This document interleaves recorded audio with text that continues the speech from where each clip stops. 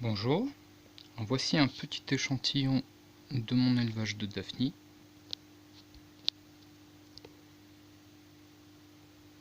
Hop, il n'y a pas que des daphnies, ici on peut voir une femelle cyclope avec ses grappes d'œufs.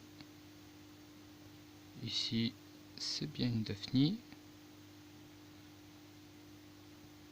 avec des œufs derrière le dos. Ok. Le substrat, c'est un mélange de végétaux en décomposition et de restes de nourriture.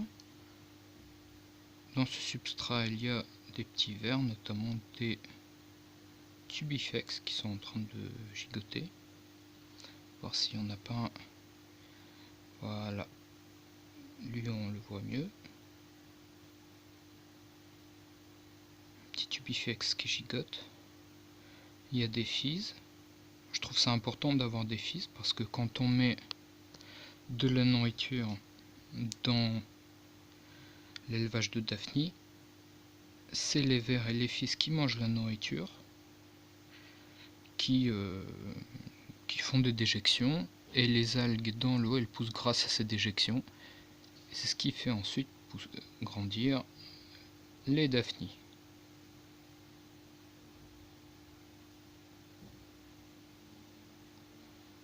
C'est des très petites bestioles, ça fait quelques millimètres au maximum. C'est pas facile à photographier.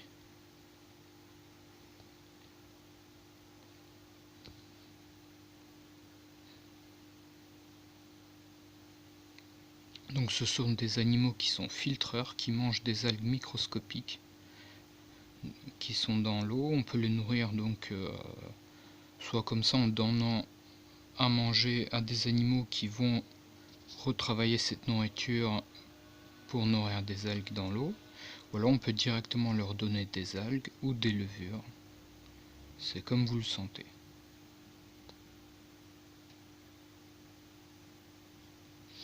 En surface, je mets toujours des plantes flottantes.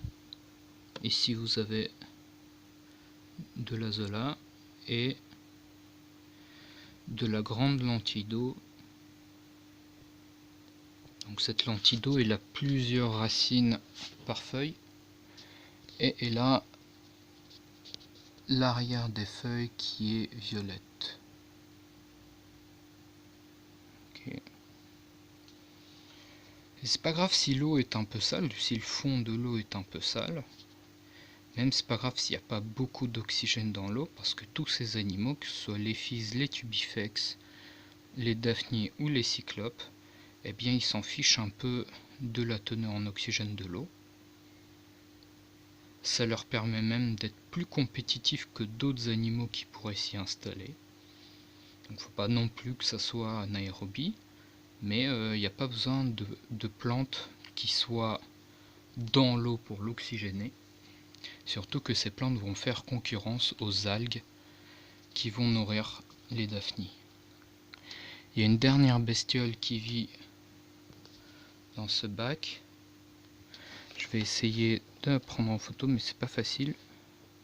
Ce sont de petits ostracodes. Le problème, c'est qu'ils nagent très vite. Voilà, j'en ai un. C'est pas très net. Donc pour faire la différence, les ostracodes, ils nagent tout droit dans tous les sens. Les daphnies, elles font des petits sauts. Comme ça, elles font des petits sauts et puis elles retombent. Un petit saut et elles retombent. Et les... comment ils s'appellent?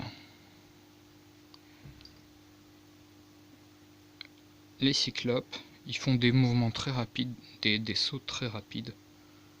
Encore faut-il que j'en chope. Non.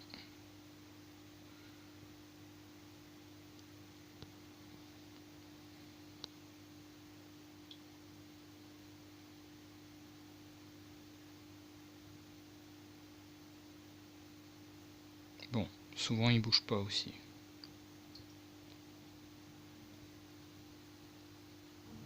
Voilà, donc tout ce beau monde se reproduit. Ça tourne en boucle un peu, les nutriments tournent en boucle. Je leur donne parfois une petite épluchure de légumes, de la nourriture pour poissons ou des granulés pour lapins, riches en céréales et tout. Ça leur donne un régime qui est plutôt riche et équilibré.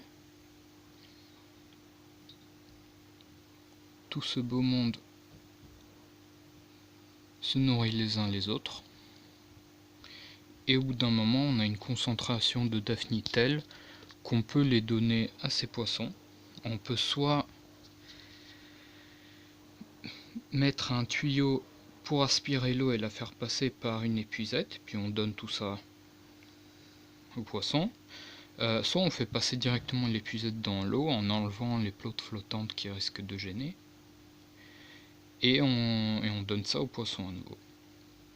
Bien sûr, les tubifex peuvent aussi nourrir les poissons. Donc pour l'instant, j'en ai très peu. Mais quand il y en a beaucoup, ils forment des espèces de nœuds, ils vivent en groupe. Ils forment des espèces de nœuds qui sont faciles à attraper avec une pince, avec les doigts.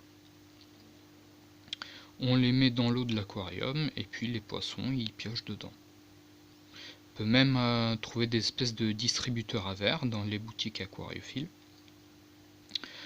qui permettent de mettre la boule de verre dedans. Quelques verres dépassent toujours du distributeur et les poissons se servent dedans comme ils veulent. Voilà. Il y a un autre ver qui ressemble beaucoup au tubifex et qui est beaucoup plus courant dans la nature, c'est le blackworm. J'en ai pas dans ce bac. Je ferai une autre vidéo avec mon élevage de blackworm. Ils sont plus sombres. Ils gigotent beaucoup moins, ils ont tendance plus à se balancer qu'à gigoter. Encore ici, les tubifex gigotent pas beaucoup. Et il y a d'autres éléments anatomiques que je peux pas vous montrer qui permettent de distinguer les deux. Mais en gros, si vous avez un ver, une famille de vers qui apparaît dans votre aquarium ou que vous avez pris dans la nature, généralement c'est des blackworms. Et les tubifex, c'est plutôt en animalerie que vous les trouvez parce qu'ils vivent surtout dans des milieux très pollués comme les les usines de retraitement des eaux. Donc c'est là-bas qu'ils sont attrapés, qui sont mises en boîte pour être vendues aux aquariophiles. Donc c'est pour ça qu'ils peuvent être porteurs de maladies.